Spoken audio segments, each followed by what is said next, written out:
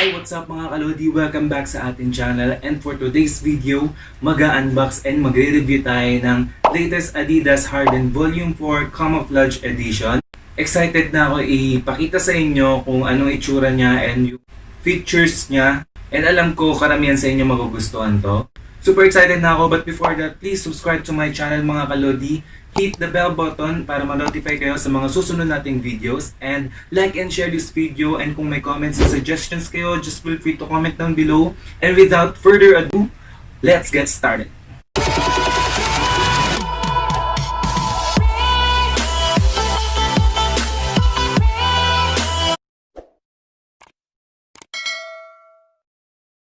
Hi mga kalodi, this is the latest Harden Vol.4 Camouflage Edition. But before that mga kalodi, let's just have a few background about kay James Harden. Everyone knows James Harden as the all-star basketball player, elite scorer, MVP, the beard, but not many people know James Harden as a person. He is the type of person to let his game to do the talking and keep everything else out of the spotlight. Other than being a basketball god, James is a family hero, loyal friend, hometown legend, and most especially an inspiration. James Harden found out during an interview that his mom nicknamed him Lucky because she had a rough series of miscarriages before James was born. Growing up with a single mother, James Harden didn't have a relationship with his father. James couldn't spend much quality time with his dad when he was a child because James Harden Sr. was continuously in and out of jail because of multiple drug charge convictions. James Harden received offers from top college basketball programs including UNC and UCLA. However, James decided to go to ASU to join his high school basketball coach and varsity teammates instead. After struggling as a freshman on the varsity basketball team, Harden wrote his mom a note that said, "Could you wake me up at 7 and could you leave me a couple of dollars? P.S. Keep this paper, I'ma be a star." James Harden decided to grow his beard out in college because he was one of the youngest on the team and wanted to look older. Also, James is the youngest of his siblings and was tired of looking like the baby.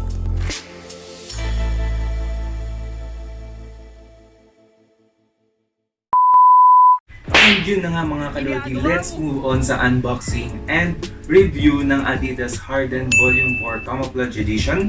So eto na sa harap natin. So this is the box of Adidas Harden Vol.4. 7,000 ang SRP niya. Last year bumili rin ako nito. Ang colorway nun is pink lemonade or lemonade pink. Pero ito muna yung buksan natin kasi ito yung bago. Buksan na natin. Ginagawa mo! So this is the Adidas Harden Vol.4 Camouflage Edition.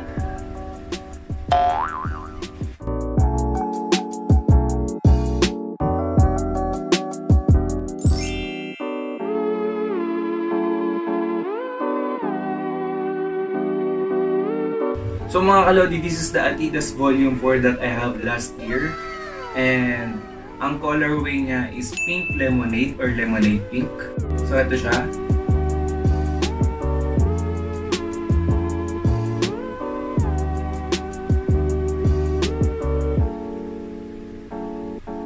So obviously mga kalodi, nagustuhan ko yung Harden Vol.4 kasi bumili ako ng isa. And ito yung i-review natin kasi ito yung bag. And mga kalodi, halos parehas lang sila ng specs and features.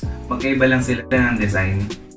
Meron itong black and camouflage style sa bottom and synthetic overlay sa upper part.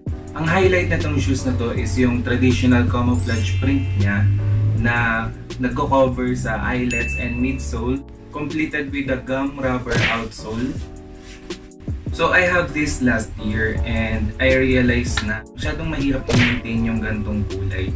And dahil sa materials niya mga kalodi, kasi yung materials nito mga kalodi is merong suede and ang hirap i-maintain nun, para siyang, sa mga hindi nakakaalam nun, para siyang velvet yung texture. So I decided to buy another version or colorway, which is etong camouflage. And I went nga dun sa Adidas store. Then pagdating ko dun mga kalodi, ang available na colorway is yung sky blue, navy blue, yung blue and white na may yellow, and violet and eto. Pero ito yung pinili ko kasi hindi siya mahirap bagayan ng damit.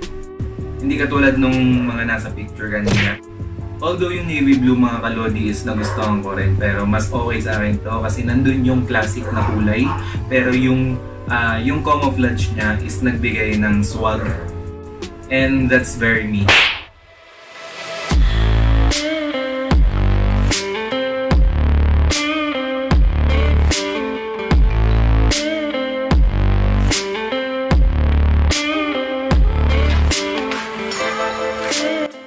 All the little things make the Harden Vol.4 good for support.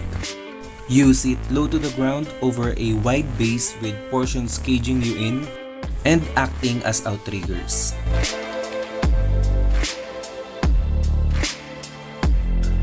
This Harden series comes with a light strike cushioning. The Vol.4 is the first shoe in the James Harden signature line that comes without boost cushioning.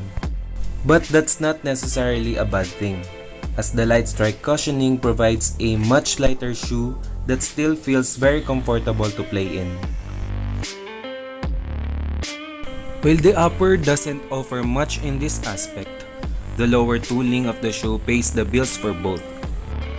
The Vol.4 does have that typical body build with a wide and stable platform, which in this case does not compromise shiftiness of the shoe at all. Herringbone was used on Harden Vol.3 and most of the sneaker fans loved it. No frills, no gimmicks, no data-driven patterns, just traction that worked. With the Vol.4, Adidas went back to the way things were, with a pattern that doesn't look like it will play well, but will surprise you once you took it for a spin. Despite of the pattern being flat and unimpressive looking, it hasn't become any issue at all. If the dust became a major concern, a quick wipe and you will surely be back on the game quickly without even thinking about the traction.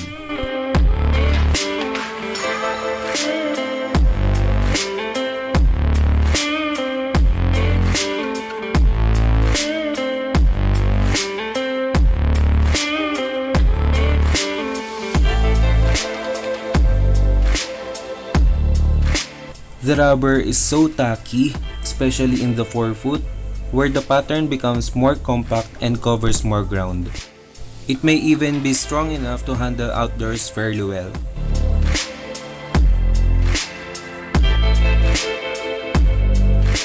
If you are looking for a supportive, fast, and low-profile basketball shoe, then the Harden Vol.4 is a great choice.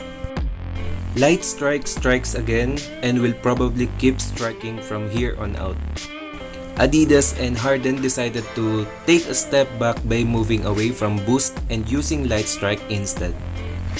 Supposedly, light strike is used in place of boost to save weight, and while the shoe is lighter, we can't tell if it's due to less actual foam or the actual weight of the foam.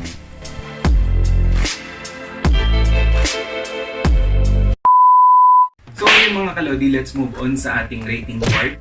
Halina't husgahan natin ang Adidas Harden Vol.4 base sa kanyang traction, cushion, materials, fit, and kung pwede ba natin siya or advisable bang gamitin outdoor. So sa traction mga kalodi, I rate it 9 out of 10. I'm not sure mga kalodi, pero hindi ko alam kung bakit mas makapit yung gantong sole kaysa sa camouflage natin.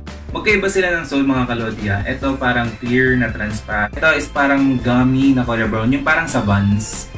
Pero no worries mga kalodi, sobrang ganda ng traction na ito. And outstanding yung traction niya mga kalodi, lalo na kapag na-maintain yung malinis yung sapatos nyo, yung sole niya.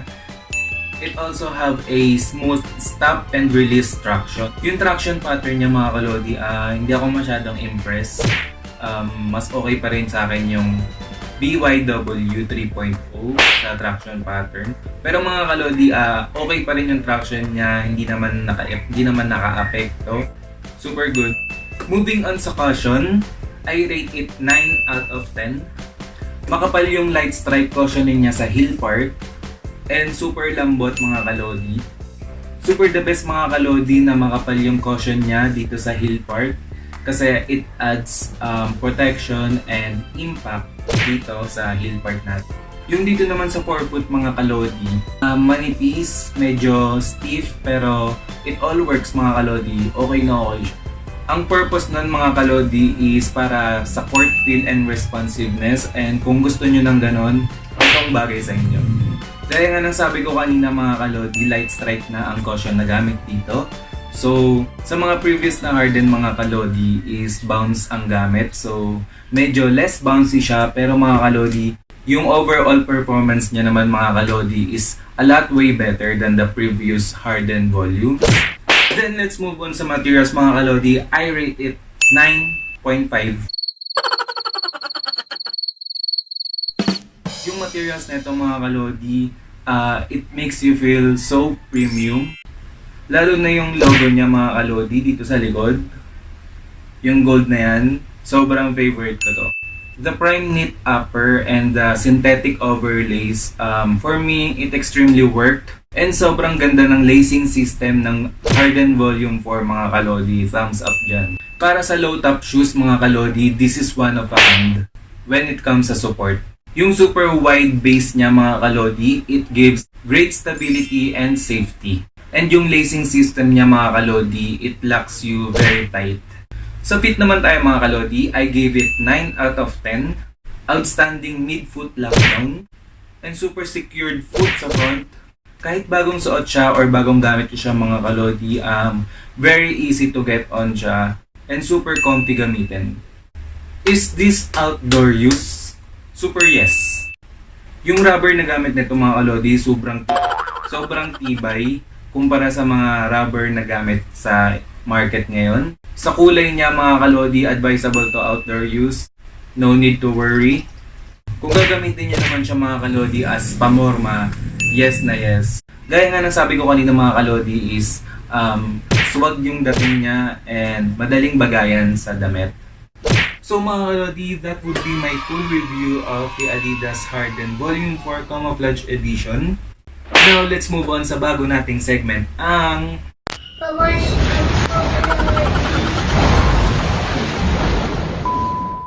So, uunahin na kitang i-wash out Marvel Alexa Bautista. Wash out sa'yo.